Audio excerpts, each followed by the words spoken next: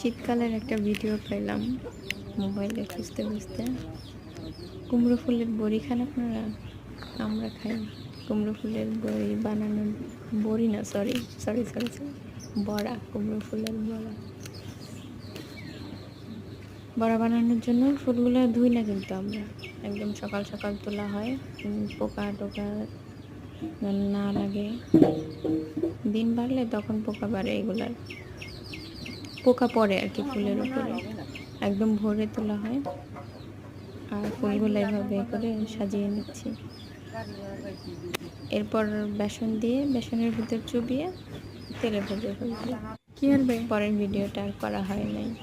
আপনারা কারা কারা কুমড়ো ফুলের বড়া পছন্দ করেন জানাবেন। গরম ভাত খেতে, মানে গরম ভাত দিয়ে খেতে খুবই মজা।